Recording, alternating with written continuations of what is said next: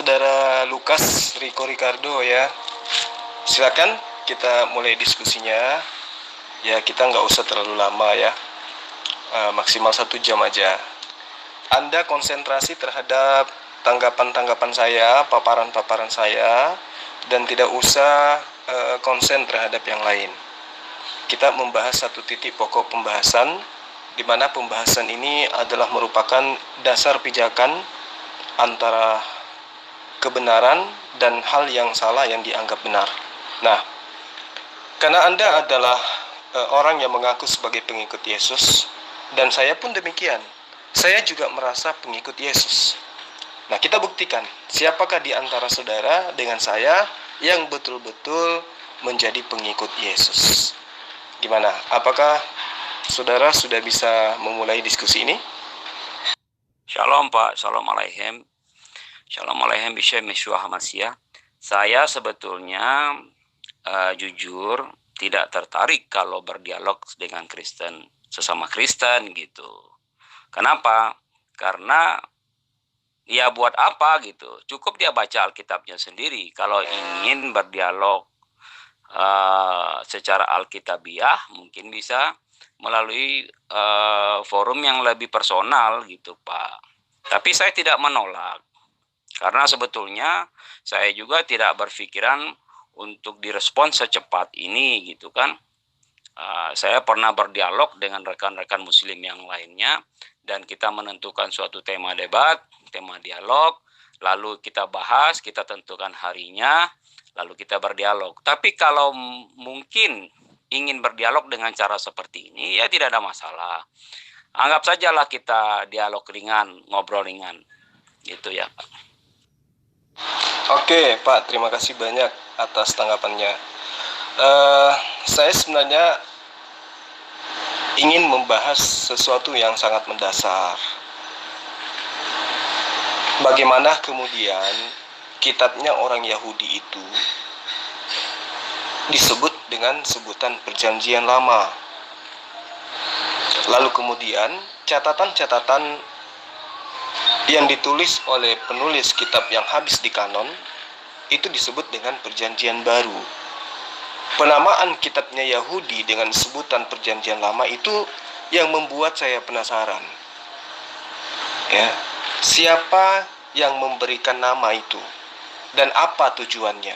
Mungkin saudara Lukas bisa menjelaskan kepada saya. Silakan. Oh ya, oke. Pak Zulkifli ya. Tadi saya sudah save nomornya Pak Zulkifli. Tapi tiba-tiba muncul lagi nomor lain, saja agak bingung juga. Saya agak susah mengingat-ingat suara seseorang gitu. Ya nggak apa-apa Pak Zulkifli, nanti saya save lagi nomor ini. Mungkin Bapak punya beberapa nomor, jadi saya bingung nih. Jangan diganti nomornya ya Pak. Mengenai Perjanjian Lama dan Perjanjian Baru. Ini kita lihat dari intertekstuality kata dulu ya. Kalau Perjanjian Lama itu, kalau orang Yahudi menyebutnya sebagai tanah, Pak Zulkifli pasti sedikitnya sudah paham, sudah tahu ya. Di dalam tanah itu ada yang namanya 5 sefer. Sefer Bereshit, Sefer Hamidbar, Sefer Shemot, Sefer Vaikra, Sefer Devarim. Itulah yang disebut dengan Torah atau kitab Taurat. Adapun ada 5 kitab lainnya disebut dengan kitab gulungan atau Megilot. Di dalam kitab Megilot itu ada penjabaran-penjabaran dari perjalanan orang bangsa Yahudi, bangsa Israel ya. Dari perjalanan bangsa Israel mulai mereka keluar dari tanah Mesir, kemudian mereka masuk ke tanah Kanaan, kemudian sampai Musa mati, kemudian cerita itu diteruskan oleh kitab para nabi, nabi besar dan nabi kecil. Makanya kitab yang lain selain kitab Torah itu disebut kitab Nevi'im dan Ketuvim. Nevi'im itu adalah kitab para nabi dan Ketuvim itu adalah catatan-catatan suci atau gulungan tadi itu, atau Megilot itu Pak. Nah, ada 5 Megilot di situ. Pengkhotbah, Ayub, Mazmur, Amsal, sama Kidung Agung, itu Megilot. Nah, kenapa demikian? Karena Kidung Agung Pengkhotbah itu ditulis oleh Salomo. Sementara Amsal juga sebagiannya digubah oleh Salomo, dan Mazmur ditulis oleh Daud. Gitu. Jadi bayangkan betapa hebatnya Salomo putra dari Daud ini mengubah 1.500 Amsal dan kemudian merubah ribuan lagu, menggubah bukan merubah gitu, menggubah ribuan lagu, yaitu beberapa lagu yang ada di dalam Kitab Raja-Raja. Itu juga dikutip oleh Kitab Raja-Raja gitu. Nah, itu yang disebut dengan Perjanjian Lama. Ini kita bicara masalah kitab dulu, Pak. Lalu Kitab Perjanjian Baru. Nah, Kitab Perjanjian Baru itu adalah tulisan-tulisan yang ditulis. Ada 5 kitab Injil. Ada 5 Injil sinoptik, yaitu Matius, Markus, Lukas, Yohanes. Dan Injil ini ditulis oleh ya Rasul, murid Yesus gitu ya. Murid Yesus. Terus kemudian ada kitab-kitab lain, ada surat. Di antaranya surat Paulus, di antaranya surat Yohanes, ada lagi surat Petrus gitu. Nah, itu yang kemudian dikanon menjadi satu, menjadi Kitab Perjanjian Baru. Lalu kenapa ada istilah Perjanjian Lama dan Perjanjian Baru? Sebetulnya di dalam Perjanjian Lama itu sudah tercantum beberapa surat yang ditulis oleh Musa, dan ada beberapa, kalau saya sebutnya tipologi ya. Tipologi contohnya seperti Ayub ditelan ikan besar selama 3 hari 3 malam. Itu adalah tipologi dari Yesus masuk ke dalam perut bumi selama 3 hari 3 malam.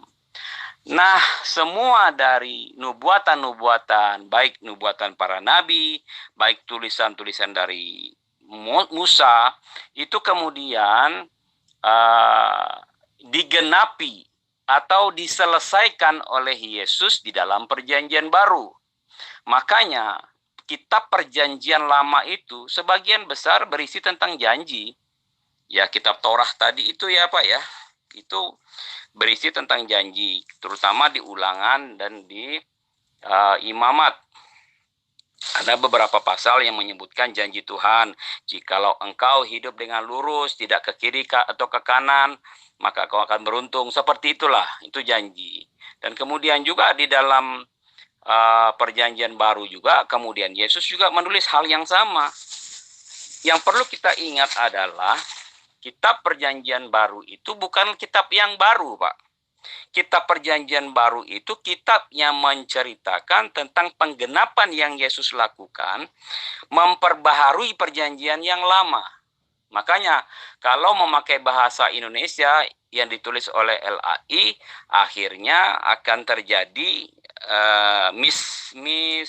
mistranslation ya. Kalau saya menyebutnya mistranslation, karena apa? Karena sebetulnya nama asli kitab itu bukan perjanjian. Nama asli kitab yang di Perjanjian Lama itu Tanakh, ya, Torah, Nevi'im, Ketuvim. Sementara di Perjanjian Baru itu disebut Haberet Hakadasyah, jalan yang lurus. Jadi nggak nyambung sebetulnya kalau disebut Perjanjian Lama dan Perjanjian Baru. Akan tetapi para ahli bahasa di tubuh LAI itu kemudian mengalih bahasakan, mengambil dari tipologi yang saya sebut tadi. Ada janji yang mesti digenapi di dalam Perjanjian Baru, dan itu dituliskan di dalam Perjanjian Baru. Makanya ketika Yesus disalib, kata terakhir itu adalah tetelestai, semua sudah selesai. Artinya yang dinubuatkan di dalam kitab Tanakh itu sudah digenapi di dalam Perjanjian yang baru, di dalam Haberet Hakadasyah. Ketika Yesus disalib, itulah penuntasan semua nubuatan yang Tuhan lakukan. Ketika Yesus menjadi daging, firman itu turun ke dunia, firman itu menjadi daging, menjadi Bashar. Kalau dalam bahasa Ibraninya, firman itu menjadi bashar. Nah, firman itu menjadi bashar. Bashar ini disebut juga dengan Injil. Dari mana katanya, Pak? Di situ ada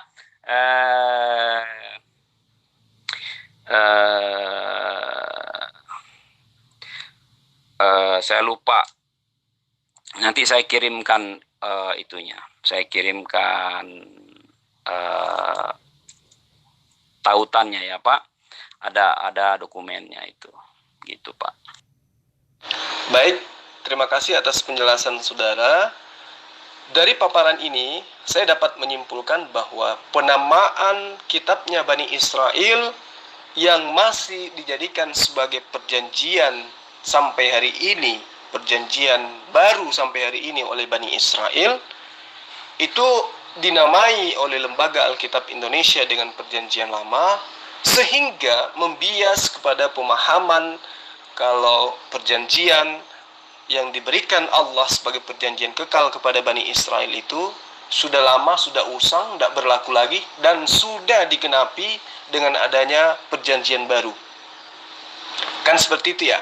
Artinya bahwa penamaan kitabnya orang Yahudi, baik itu kitab Nevi'im, Ketuvim, atau apapun itu, yang kemudian saudara sebut dengan sebutan kitab Tanak, ya, yang mana diantaranya ada Sefer Torah di dalamnya, itu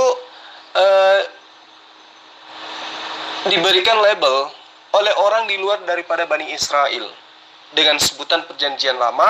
Artinya isi daripada perjanjian Allah kepada Bani Israel itu sudah digenapi dengan lahirnya perjanjian baru yang sekarang dimiliki oleh orang Kristen. Nah, pertanyaan saya kemudian, Pak, tadi Bapak mengatakan bahwa Ayub di dalam perut ikan selama 3 hari 3 malam. Setahu saya itu yang dijadikan perumpamaan oleh Yesus dalam kitab Matius 12 ya. Itu adalah tanda Yunus, bukan Ayub. Nah, kemudian yang ingin saya ketahui di sini adalah ketika orang-orang Kristen mengimani kitabnya orang Yahudi itu sebagai perjanjian lama, kenapa kemudian orang Yahudi sendiri tidak pernah mengakui dan tidak mengimani kalau kitabnya mereka itu adalah perjanjian lama? Tetapi mereka tetap saja mengaku bahwa itu adalah perjanjian kekal, sebagaimana yang tertuang di dalam Yeremia 31 ayat 33, bahwa perjanjian baru Allah justru hukum Torah itu yang terkandung di dalam Sefer Torah itulah kemudian yang dianggap sebagai perjanjian baru.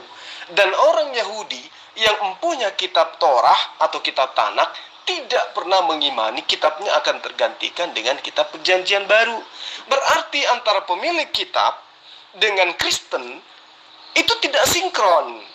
Artinya Yudaism yang sampai hari ini masih menganggap kitabnya sebagai perjanjian lama atau perjanjian kekal, itu tidak sedikit pun goyah pemahaman mereka secara iman terhadap munculnya kitab yang dikitabkan oleh orang Kristen kemudian. Nah, itu apa sebabnya kira-kira? Ini yang perlu dijelaskan secara mendalam. Kenapa orang Yahudi yang memiliki kitab disebut perjanjian lama oleh orang non-Yahudi, yaitu Kristen? Nah, itu loh Pak. Mungkin Bapak bisa nangkap pertanyaan saya. Silakan. Ya, Pak, terima kasih koreksinya Pak Zulkifli. Maksud saya memang Yunus, tanda Yunus itu tadi. Saya ingatnya malah ke Ayub gitu. Terima kasih koreksinya. Betul, Yunus, tanda Yunus. Ya, perjanjian yang baru atau perjanjian Bani Israel yang Anda sebutkan itu sebetulnya bukan perjanjian yang baru. Makanya ada satu ayat di dalam perjanjian baru itu disebutkan, janganlah memasukkan anggur yang baru ke dalam kantong yang lama, karena akan merobek kantong lama itu. Maksudnya adalah perjanjian baru dan perjanjian lama ini terlepas dari orang Yahudi percaya atau tidak. Ini kan menjadi pertentangan ribuan tahun. Ada yang kemudian orang-orang Yahudi ini, orang Israel ini kemudian berubah pikiran. Contohnya siapa? Salah satu contohnya aja Paulus. Paulus siapa sih? Paulus itu adalah seorang rabi besar. Dia murid dari Rabi Gamaliel langsung. Nah, ketika Paulus mendengar pengajaran Yesus yang tadinya dia menganiaya jemaat-jemaat Kristus, kemudian dia berbalik ketika dia melihat bahwa pengajaran yang Yesus sampaikan itu adalah dari Tuhan langsung. Jadi mengenai perjanjian yang baru yang disampaikan kepada orang Israel itu bagi mereka waktu itu adalah suatu perjanjian yang diperbaharui kemudian oleh Yesus. Melalui apa? Melalui pengorbanan Yesus di atas kayu salib. Karena apa awalnya? Karena awalnya ketika orang Israel zaman dulu, ketika mau minta permohonan pengampunan dosa, atau mau memohon belas kasihan Tuhan, minta maaf kepada Tuhan, mereka harus mengorbankan darah korban, darah hewan, sapi yang tidak bercacat celah, domba yang tidak bercacat celah. Nah, tergantung kemampuan masing-masing keluarga. Dan itu berlaku sampai kepada saat Yesus lahir pun masih berlaku gitu loh. Kapan itu digenapi? Ketika korban yang suci itu, yang tidak dapat digantikan oleh korban darah hewan manapun. Itulah dia Yesus Kristus, darahnya yang kudus, tercurah dari atas kayu salib. Maka semua permohonan maaf dari manusia diampunin di atas kayu salib. Jadi nggak perlu korban darah hewan lagi. Itulah maksudnya penggenapan di dalam perjanjian yang baru. Artinya adalah inti dari kedua kitab inilah sebetulnya mencari siapa Tuhan, bagaimana caranya bisa berkenan di hadapan Tuhan. Itu inti sebetulnya dari cerita kedua kitab ini, perjanjian baru maupun perjanjian lama. Saya rasa sama saja dengan kitab suci yang lain termasuk Al-Quran juga. Bagaimana Allah membimbing setiap umatnya itu supaya dia tidak terjebak oleh iblis dan masuk ke dalam neraka jahanam, kan gitu. Ya, jadi Allah menunjukkan jalan yang benar untuk bisa masuk ke dalam surga, kan gitu. Itu juga yang terjadi di dalam Alkitab. Perjanjian baru, perjanjian lama, yang setiap orang memohon ampun dosa itu harus mengorbankan satu korban darah yang diteteskan di kening, di kuping kiri, kuping kanan. Nah, itu kan sebetulnya tanda salib juga, makanya saya bilang itu tipologi. Lalu kemudian darah itu disiramkan di mezbah kemah pertemuan dan dipercikkan di dalam perkakas-perkakas mezbah, lalu perkakas-perkakas kemah pertemuan di dalam bait Allah. Nah, dipercikkan ke dalam situ sebagai perkenanan Tuhan terhadap pengampunan dosa. Tetapi ketika Yesus sebagai korban yang satu-satunya yang Tuhan berkenan kepadanya, maka korban hewan itu sudah tidak diperlukan lagi. Gitu. Itulah intisari dari perjanjian lama dan perjanjian baru. Mengenai diterima atau tidak oleh bangsa Israel, ya itu tergantung mereka ya. Ada yang percaya, ada yang tidak, gitu loh. Bagi mereka, bagi orang Israel sampai saat ini, Yesus tetaplah manusia. Nah, sama dengan di dalam Al-Quran pun menyebutkan Yesus tetaplah seorang nabi. Tapi bagi orang yang mengerti akan rahasia ilahi ini, dia seperti Paulus umpamanya kemudian menjabarkan dalam beberapa suratnya, dalam pengajaran-pengajarannya, bahwa Yesuslah korban yang dijanjikan itu yang dapat menghapus dosa manusia gitu. Gitu, Pak. Jadi gini, ketika saudara mengatakan bahwa perjanjian yang saya katakan itu sebagai perjanjian baru kepada Bani Israel, kemudian saudara katakan itu bukan perjanjian baru, ya entah siapa yang salah di sini. Karena di kitab Yeremia ayat 31 dari bab 31 itu jelas di situ dikatakan Allah akan memberikan perjanjian baru gitu loh. Sesungguhnya akan datang waktunya, demikianlah firman Tuhan, aku akan mengadakan perjanjian baru dengan kaum Israel dan juga kaum Yahuda maksud saya. Jadi di situ Allah berjanji akan memberikan perjanjian baru, ya. Allah akan mengadakan perjanjian baru dengan kaum Israel dan juga kaum Yehuda. Akan datang waktunya menurut ayat ini. Nah, perjanjian baru yang diperjanjikan oleh Allah kepada Israel dan juga Yehuda, di ayat 32-nya dikatakan, bukan seperti perjanjian yang telah kuadakan dengan nenek moyang mereka pada waktu aku memegang tangan mereka untuk membawa mereka keluar dari tanah Mesir. Perjanjianku itu telah mereka ingkari. Artinya perjanjian lama. Ya tak? Meskipun aku menjadi tuan yang berkuasa atas mereka. Demikianlah firman Tuhan. Nah, tetapi Allah menjelaskan di ayat 33-nya, tetapi beginilah perjanjian baru yang akan kuadakan dengan kaum Israel sesudah waktu itu. Demikianlah firman Tuhan. Yaitu, aku akan menaruh Tauratku di dalam batin mereka dan menuliskannya dalam hati mereka. Maka aku akan menjadi Allah mereka dan mereka akan menjadi umatku. Nah, itulah perjanjian baru Allah kepada Bani Israel. Apa itu? Hukum Taurat. Nah, makanya muncul pertanyaan saya tadi. Dari mana dan dari sudut pandang apa kemudian dikatakan kitabnya Bani Israel yang berupa hukum-hukum Torah itu sebagai perjanjian lama? Sementara perjanjian lama Allah dengan Israel adalah ketika Allah menjanjikan akan dimerdekakan dari perbudakan Mesir, dan itu Allah sudah lakukan. Kemudian Allah membuat perjanjian baru kemudian, yaitu menuliskan ke dalam batin setiap Bani Israel hukum Taurat. Itu perjanjian barunya. Lantas pemahaman terhadap batalnya hukum Torah dengan matinya Yesus di atas tiang salib, itu kemudian Anda sebutkan sebagai perjanjian baru yang dipelopori oleh Paulus.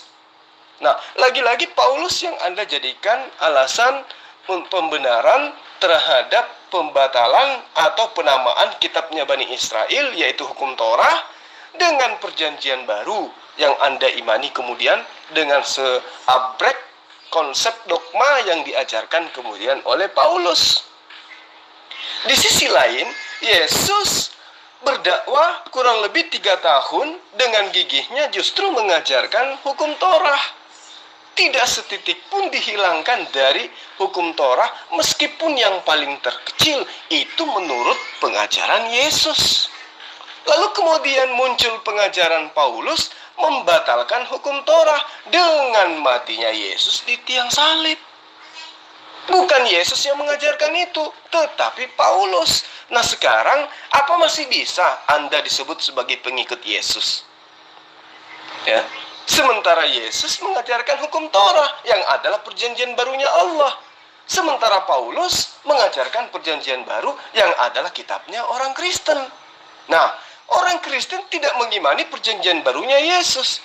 Yang orang Kristen imani adalah perjanjian barunya Paulus. Sekarang sudah jelas kan siapa pengikut siapa. Seperti itu, kawan.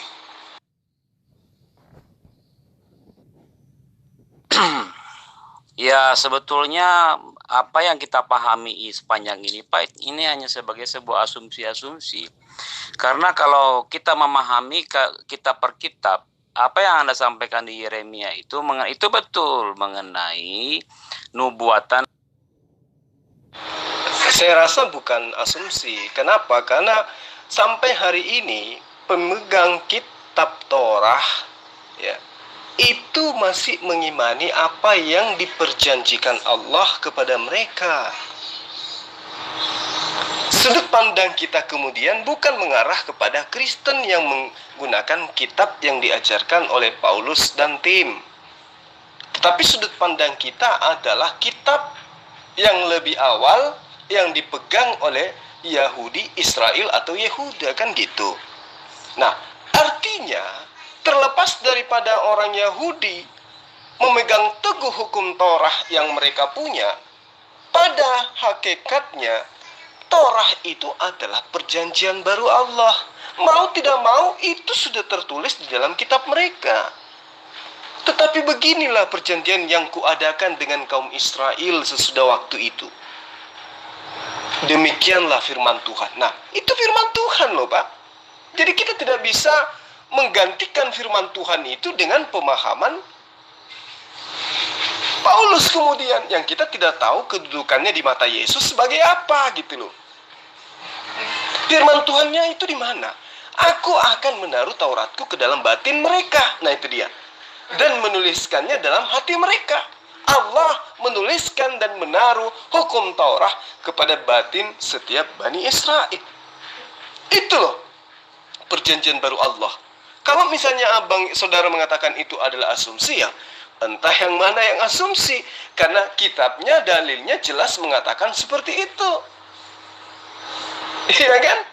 Nah, lalu kemudian Anda mencoba mengatakan itu adalah asumsi. Asumsinya di mana? Jelas-jelas uraian dari ayat per ayat dari Yeremia ini jelas mencerminkan pembuktian yang mana realisasinya masih dirasakan sampai hari ini. Kan gitu. Yesus datang mengajarkan hukum Torah, menekankan kepada Bani Israel agar tidak menghilangkan setitik pun. Kristen kemudian datang mengajarkan hal yang bertolak belakang dari apa yang diajarkan oleh Yesus. Nah, sepintas kita melihat pengajaran Yesus selama 3 tahun itu acap kali mengajarkan kepada muridnya Bani Israel agar waspada, waspada, waspada, waspada, waspada, waspada, dan waspada. Kepada siapa Yesus? Kepada siapa murid-murid Yesus itu harus waspada? Kepada orang-orang Saduki, kepada orang-orang Samaria, kepada ahli kitab atau ahli Torah, kan gitu. Nah, sekarang yang mana yang harus kita imani? Ketika Allah di dalam Yeremia menyatakan perjanjian kekalnya, perjanjian barunya kepada Bani Israel, dan itu dikhususkan kepada Bani Israel, atau perjanjian baru milik Kristen, gitu loh.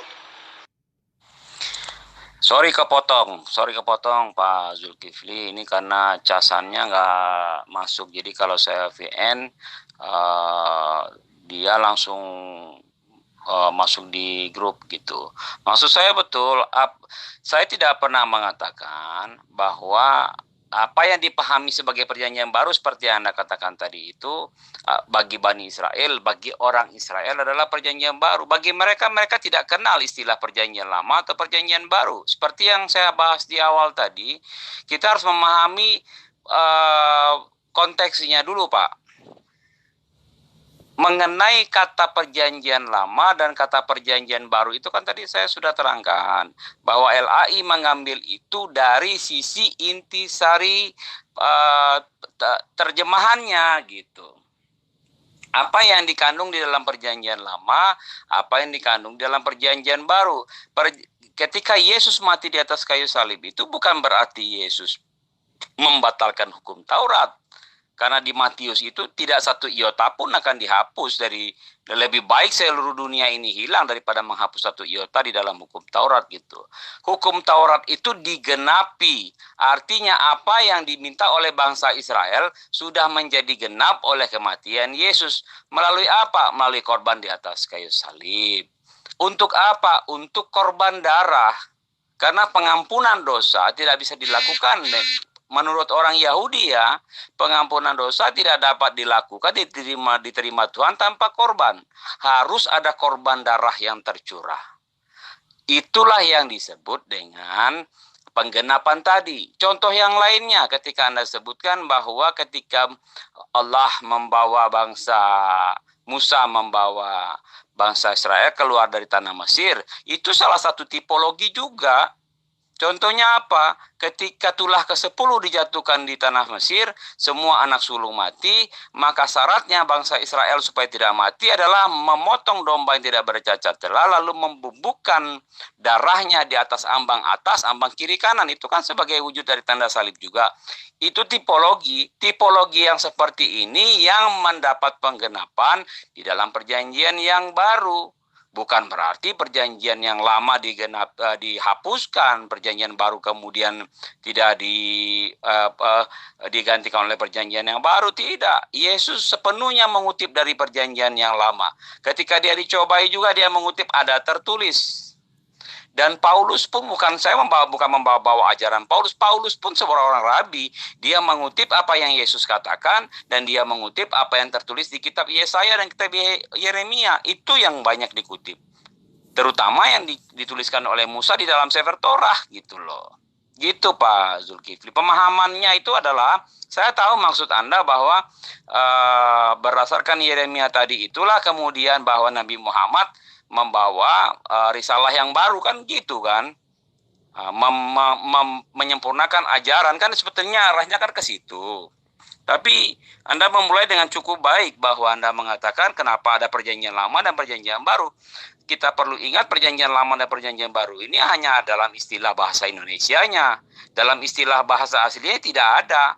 Anda pergi ke Israel kemudian ketemu dengan orang Yahudi dan mengatakan perjanjian lama, apa itu the Old Testament? Mereka nggak ngerti. Old Testament itu kan istilahnya orang bule, istilah teologi barat. Tapi teologi Semitik tidak demikian. Mereka punya nama sendiri dalam kitab-kitab itu, seperti yang saya sebut tadi. Kayak tanah tadi itu, tanah dan Haberit Hakadasyah, atau Derek Hakadasyah gitu kan, atau Derek Haberit, atau Besorah Hageullah. Itu istilah untuk Injil. Injil sendiri kan bukan istilah Al-Quran sendiri kan tidak mengenal perjanjian baru. Al-Quran mengenal kabar baik yang dibawa oleh Yesus. Kabar baik itu kemudian disebut dengan Injil, Al-Injil gitu kan. Dan itu dikutip dari bahasa Yunani, Evangelion. Itulah yang disebut dengan perjanjian baru. Dan perjanjian baru itu pun tidak disebut sebagai perjanjian baru. Perjanjian baru itu disebut sebagai Evangelion dalam bahasa Yunani kan, kabar baik.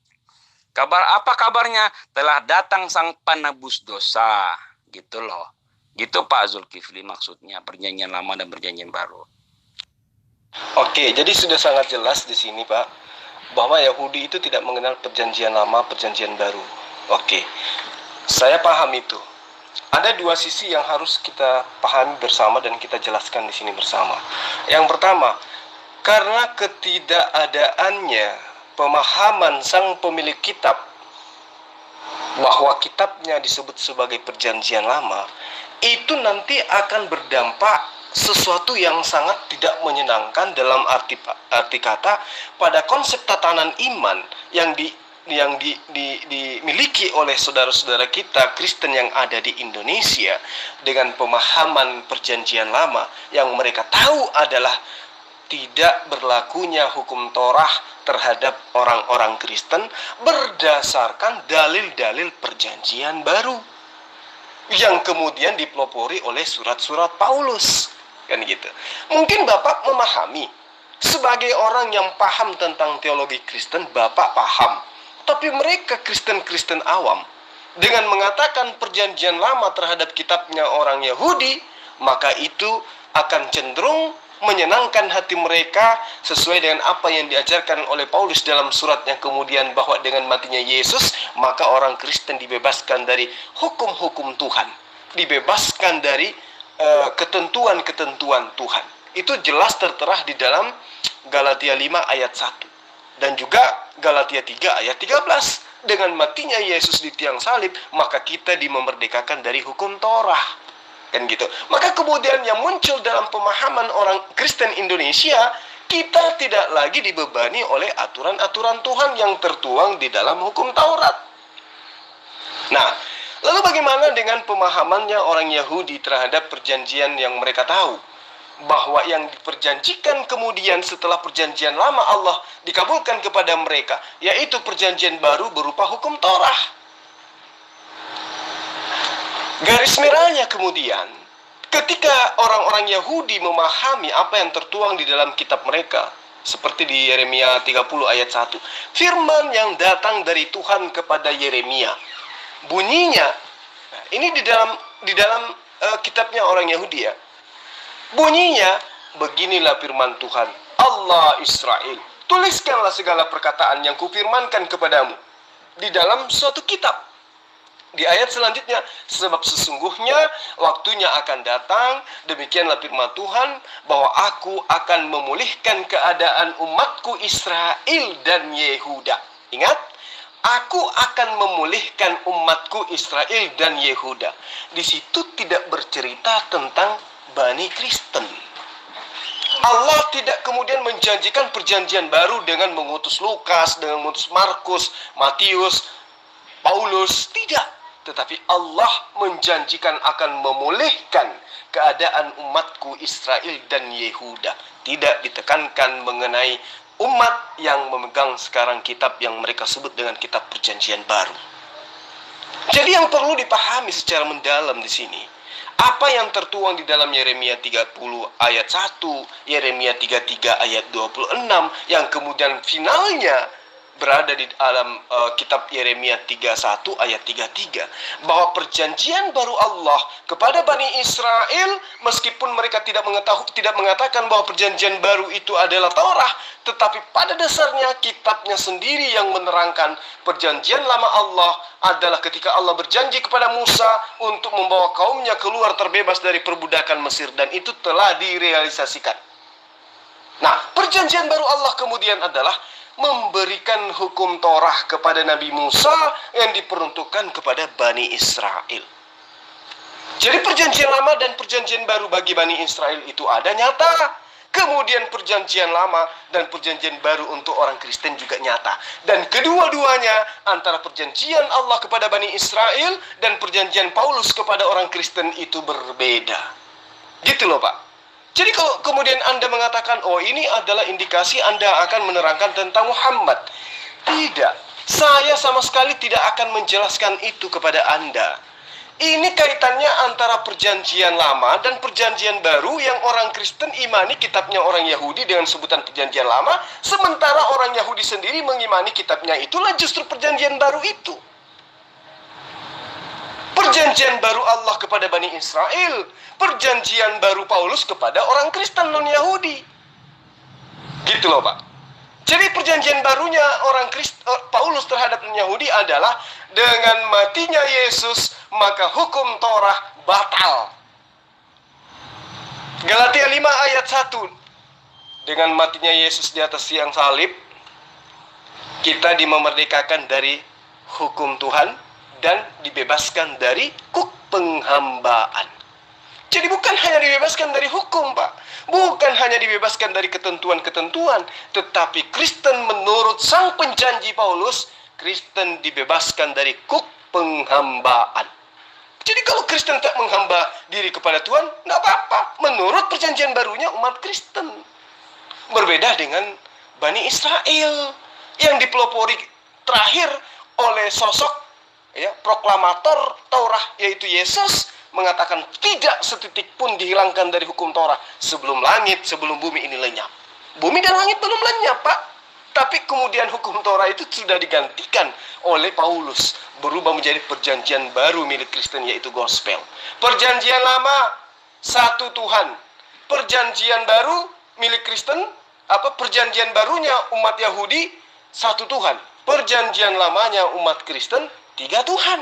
Perjanjian barunya orang Yahudi adalah Sabat, perjanjian barunya Kristen adalah Minggu.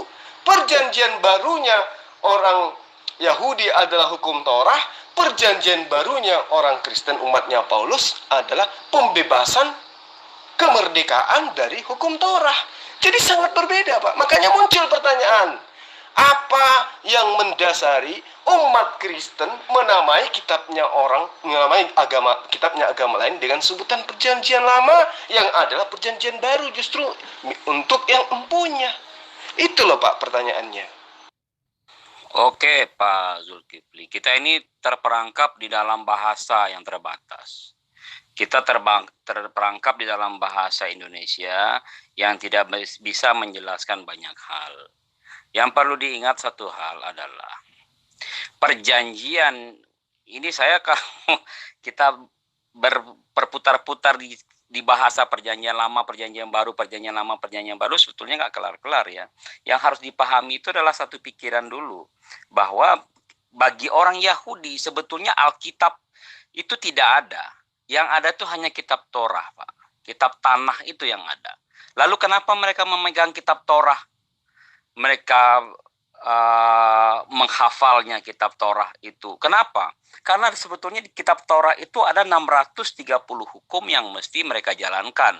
Ada 4.900 hukum di belakang 613 hukum tadi. Itu sebagai resiko dari hukum yang tidak mereka jalankan.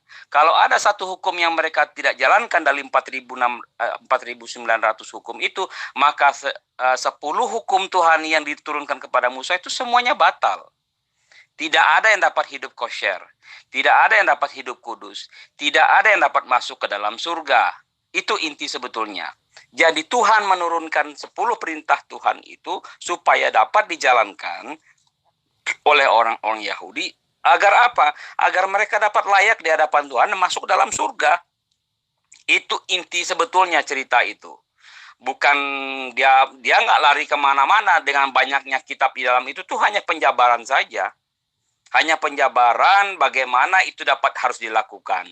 Bayangkan 613 hukum itu harus dijalankan oleh seorang rabi, lalu kemudian dia menerjemahkan 4.900 hukum lainnya di dalam Misnah Sanhedrin, termasuk juga ada di dalam Talmud, termasuk juga ada di dalam belum lagi di dalam tanah tadi termasuk juga. Itu semua harus dijalankan. Nah, Paulus bukan memurnikan itu. Paulus bukan berarti membatalkan itu. Di dalam Galatia yang Bapak sebutkan tadi itu kan bukan dibatalkan, dimerdekakan. Artinya, mungkin betul yang Bapak bilang. Kalau bagi orang yang Kristen tidak tahu mengenai hal ini, bahwa mereka menganggap dosa sudah selesai, lalu kemudian mereka dapat berbuat seenaknya. Tidak begitu juga. Artinya seperti ini loh. Ketika seorang berhutang, lalu ada seseorang yang menghapuskan hutangnya, apakah tiba-tiba dia berpikiran untuk berhutang lagi? Nah, itu yang pertama. Ya, itulah yang disebut oleh kuk penghambaan. Kuk penghambaan itu bukan berarti kuk penghambaan kepada Tuhan, itu bahasa lain. Dalam bahasa aslinya kan tidak disebut demikian. Kuk penghambaan itu yang dimaksud dengan bagaimana, kenapa kok ada kuk itu di dalam tradisi Yahudi ada segulungan kitab Torah dan tanah itu. Lalu gulungan itu ditaruh di pundaknya seorang anak ketika dia sudah selesai menyelesaikan sekolahnya dari umur 5 tahun sampai umur 12 tahun. Lalu ditaruh kuk itu di lehernya. Nah, kenapa dipakai kata kuk? Kuk itu yang biasanya dipakai ditaruh di atas lehernya kerbau atau sapi untuk menggiling gandum. Jadi istilah kuk itu yang dipakai dengan cara yang sama. Kuk itulah yang mereka harus kerjakan di dalam hidup mereka ketika mereka sudah selesai melakukan belajar di dalam midras tadi itu, Pak. Nah, kemudian kalau masalah Paulus itu, saya agak bingung karena sudah kemana-mana ini fokusnya. Jadi kita tidak fokus ke dalam satu pembahasan ya. Jadi kalau menurut Paulus kemudian kita dimerdekakan dari kuk yang seperti itu.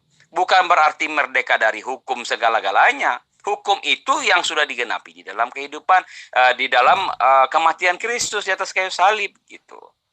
Jadi itulah yang dimaksud memerdekakan orang dari kuk. Nah, gitu loh Pak. Nah, kuk itu yang sesuai dengan yang orang Yahudi tadi lakukan itu sebagai sebuah tradisi. Ketika seorang anak sudah selesai sekolah, ditaruhlah kuk itu di atas pundaknya. Yaitu 613 hukum dengan 4.900 hukum lainnya yang mengikuti di belakang 613 hukum tadi itu. Sementara 613 hukum itu merupakan penjabaran dari 10 hukum yang diberikan Tuhan kepada Musa untuk orang Yahudi. Jadi perjanjian baru itu bukan masalah janji saja, Pak. Perjanjian baru itu masalah hukum sebetulnya. Torah itu kan hukum, misfot itu hukum. Torah itu tuh bagaimana orang Yahudi harus dapat melakukan semua hukum yang Tuhan sebutkan itu tadi. Apakah mungkin ketika Yesus mati di atas kayu salib, semua hukum itu bukan dibatalkan, digenapi. digenapi. Sekali lagi saya tidak pernah mengatakan hukum Torah itu dibatalkan. Tuhan tidak mungkin membatalkan apa yang sudah dia ucapkan. Kalau digenapi, apa yang sudah pernah diucapkan Tuhan lalu digenapi. Seperti contohnya di dalam Keluaran 6 ayat 2 itu dikatakan, aku telah menampakkan diri kepada Abraham, Ishak dan Yakub sebagai El Shaddai, sebagai Allah yang Maha Kuasa. Tetapi sebagai namaku Yahweh, sebagai namaku Adonai, sebagai namaku Adonai Shefaot, aku belum menyatakannya. Kapan dia menyatakan diri? Ketika firman itu menjadi daging, gitu loh. Tuhan sendiri yang berfirman, lalu firman itu menjadi daging. Pemikirannya seperti ini. Ketika di dalam teologi Islam, bahwa ketika Tuhan berfirman, maka firman itu turun melalui Jibril. Jibril menyampaikannya kepada Muhammad, dan Muhammad menyampaikan kepada sahabatnya Zaid bin Sabit, lalu ditulis, lalu menjadi buku. Kan begitu. Tetapi di dalam konteks ini, Yesus turun ke dunia menjadi daging sebagai firman. Firman yang keluar dari Allah, gitu. Itu Pak Zulkifli. Sorry kalau agak agak melenceng kemana-mana. Masalahnya kan itulah yang saya malas kalau debat yang seperti ini di grup seperti ini terlalu banyak ini lain masuk. Saya nggak fokus jadinya gitu. Kalau Japri saya lebih enak. Bisa saya buka kapan saja, bisa saya ulangi, bisa saya jawab gitu Pak. Bisa dicari literaturnya supaya lebih tepat. Gitu Pak Zulkifli. Jadi sebenarnya tidak ada yang mutar-mutar di sini Bang. Cuman pertanyaan saya itu seakan-akan saudara ini tidak menanggapinya sesuai dengan apa yang seharusnya sesuai dengan pertanyaan gitu. Ini kan intinya adalah ketika orang Kristen menamakan kitabnya orang dengan perjanjian lama, sementara kenyataannya secara tekstual kitabnya mereka itu yang disebut oleh orang Kristen sebagai perjanjian lama, justru itulah perjanjian barunya Yahudi atau Israel. Gitu loh Pak. Kan saya bacakan ayatnya berulang. Yeremia 31 ayat 33. Tetapi beginilah perjanjian yang kuadakan dengan kaum Israel sesudah itu.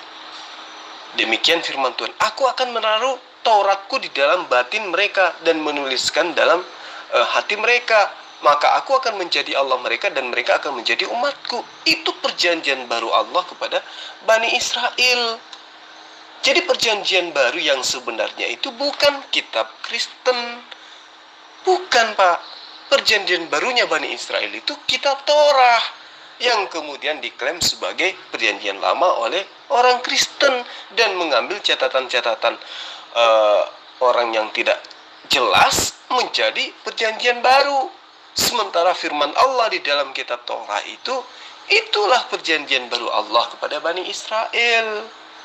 Kan gitu Pak. Jadi bukan muter-muter, tapi Bapak yang kayaknya tidak memahami atau gimana ceritanya ini terhadap pertanyaan saya. Ya, kenapa orang Kristen menyebut kitabnya orang Yahudi sebagai perjanjian lama, sementara orang Yahudi justru mengimani kitab mereka dengan sebutan perjanjian baru sesuai dengan dalil. Gitu loh. Kan dikatakan di ayat 31-nya, sesungguhnya akan datang waktunya. Apa itu maksudnya?